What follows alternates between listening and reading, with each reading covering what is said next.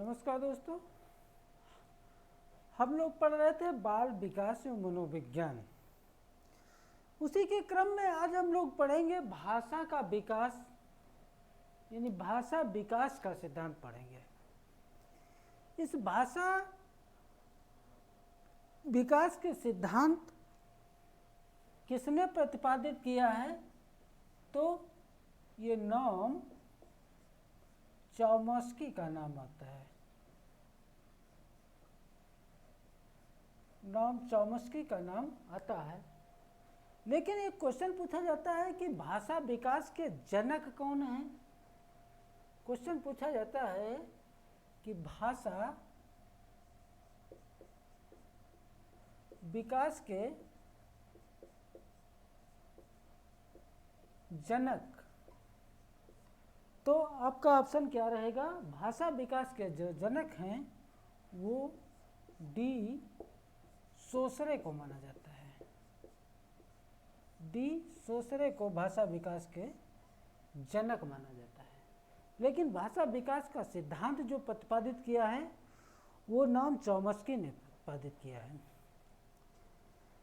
Chomsky ने भी भाषा विकास का सिद्धांत क्यों प्रतिपादित किया? क्योंकि स्किनर ने कहा था कि भाषा जो है पुनर्बलन से सीखी जाती है। स्किनर ने क्या कहा था?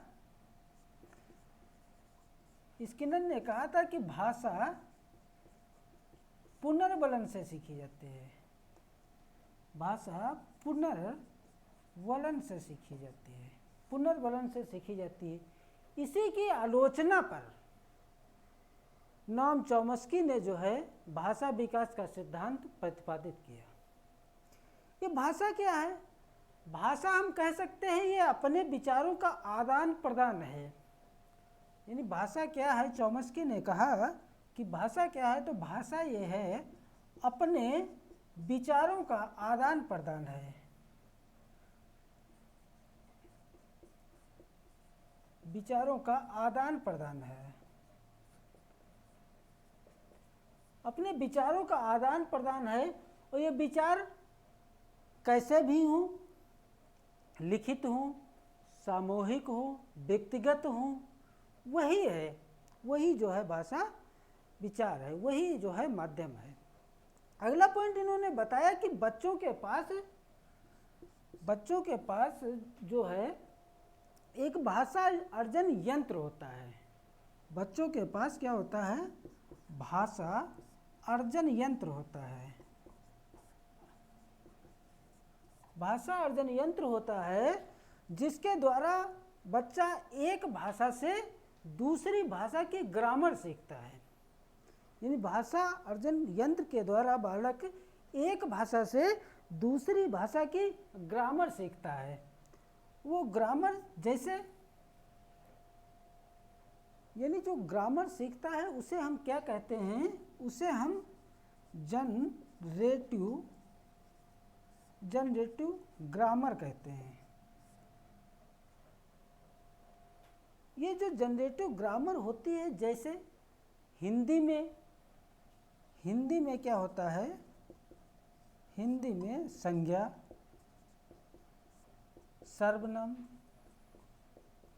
हिंदी में संज्ञा सर्वनाम, वैसे अंग्रेजी में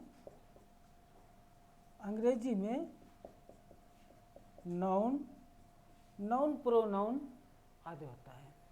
यानी भाषा अर्जन यंत्र होता है, उसके द्वारा बालक एक भाषा से दूसरे भाषा की ग्रामर सीखता है, जिसे हम क्या कहते हैं? जिसे हम जनरेटिव ग्रामर कहते हैं। जैसे हिंदी में संज्ञा सर्वनाम, वैसे अंग्रेजी में नाउन प्रोनाउन होता है। चॉम्स्की कहते हैं कि भाषा की जो क्षमता होती है वो जन्मजात होती है और इसको वातावरण के द्वारा बढ़ाया जा सकता है। यानी जिस प्रकार से उसको जैसा वातावरण मिलेगा वैसे वो बालक की जो है भाषा बढ़ जाएगी। जैसे यूपी का कोई बालक है, उसको बिहार में आप छोड़ आइए, छोटा सा बालक है उसको बिहार में छोड़ आइए, तो वो क्या सीख जाएगा? वो भोजपुरी सीख जाएगा।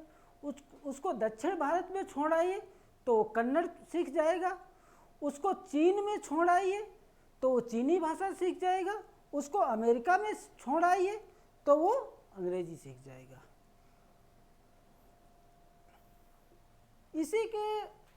इसका क्या महत्व है, इसका शिक्षा में क्या महत्व है, इसको हम लोग समझेंगे।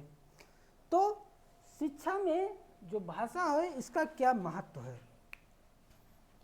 शिक्षा में महत्व।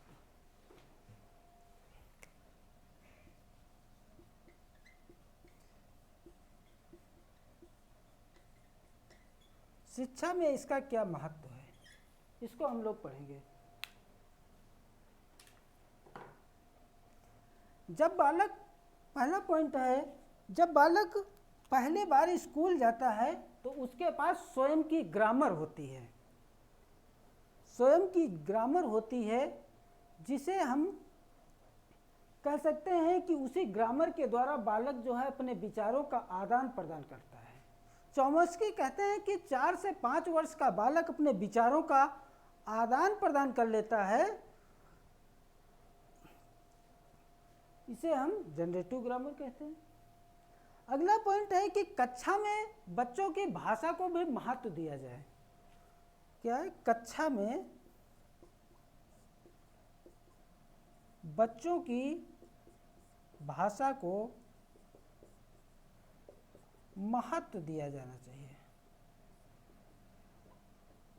महत्व दिया जाना चाहिए, बच्चों की भाषा को महत्व दिया जाना चाहिए,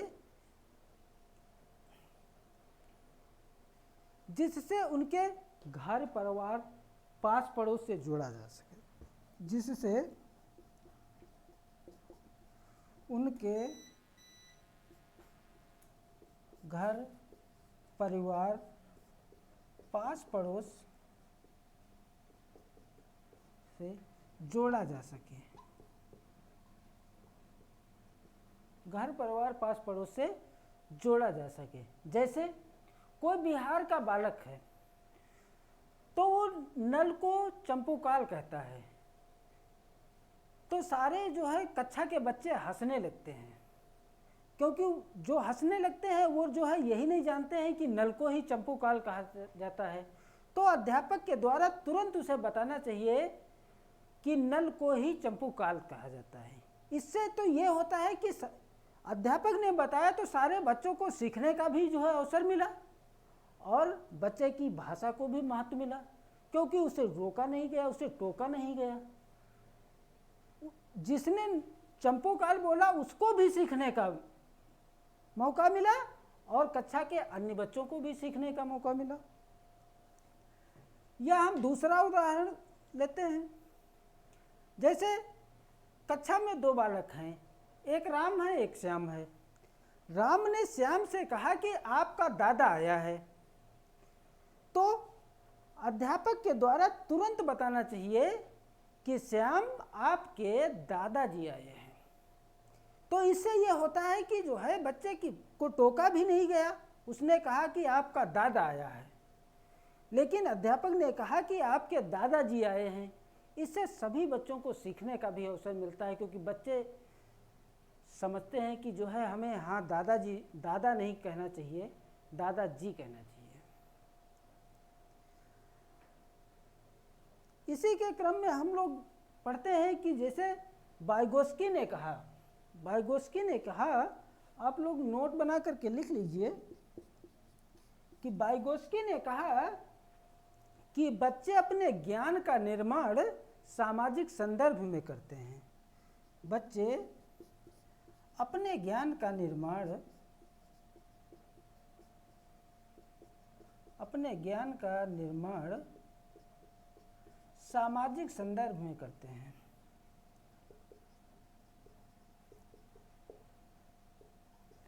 संदर्भ में करते हैं। बच्चे अपने ज्ञान का निर्माण सामाजिक संदर्भ में करते हैं। ये किसने कहा? तो ये वाइगोस्की ने कहा।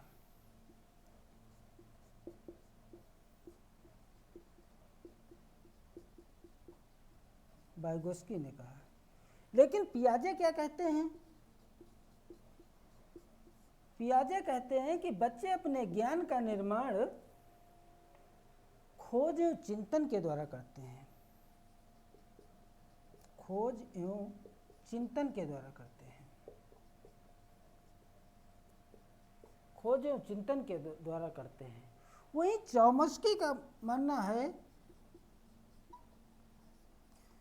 चौमस्की का मानना है कि बच्चे अपने ज्ञान का निर्माण अपनी भाषा के माध्यम से करते हैं।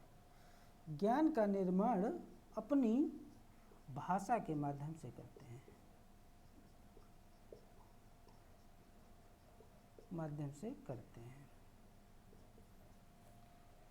इस प्रकार ये तीनों पॉइंट याद कर लीजिए। जैसे वाइगोस्की ने कहा कि बच्चे अपने ज्ञान का निर्माण सामाजिक संदर्भ में करते हैं। पियाजे का मानना है कि बच्चे अपने ज्ञान का निर्माण खोज और चिंतन के द्वारा करते हैं। वहीं चौमस्की का मानना है कि बच्चे अपने ज्ञान का निर्माण भाषा के माध्यम से करते हैं। इस प्रकार बहुत छोटा सा टॉपिक था नॉन चौमस्की का। कभी कभी सीटेट में यहाँ से एक क्वेश्चन बन जाता है। क्वेश्चन पूछ लिया जाता है कि भाषा विकास का सिद्धांत किसने दिया, तो चौमस्की ने दिया।